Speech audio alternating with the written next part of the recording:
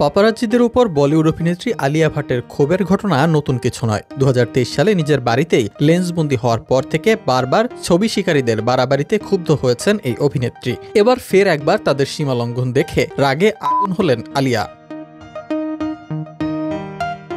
সাধারণত পাপারাজ্জিদের প্রতি বেশ নম্র স্বভাবেই দেখা যায় আলিয়াকে। বলিউডের কয়েকটি সংবাদ মাধ্যম সূত্রে জানা যায়, পিকল বল খেলে বাড়ি ফিরছিলেন তিনি। ঠিক তখনই ফটো শিকারীরা তার পিছু ধাওয়া করে তার আবাসনে ঢুকে পড়ে, এমনকি তার বাড়ির প্রবেশদ্বারের সামনে গিয়ে বাধা দেন। পাপারাজ্জিদের এমন আচরণেই মেজাজ হারান আলিয়া ভাট।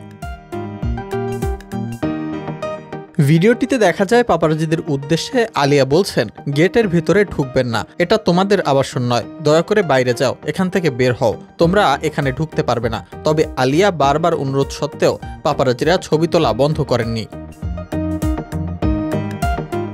সে সময় আলিয়া বলেন, আপনারা এখনো কথা শুনছেন না, বাহ ধন্যবাদ। আলিয়ার এমন কড়া মেজাজ এবং কথোপকথনের ভিডিও বর্তমানে সোশ্যাল মিডিয়ায় ভাইরাল। নেটিজেনরা আলিয়ার এমন প্রতিক্রিয়ার পক্ষেই মত দিচ্ছেন।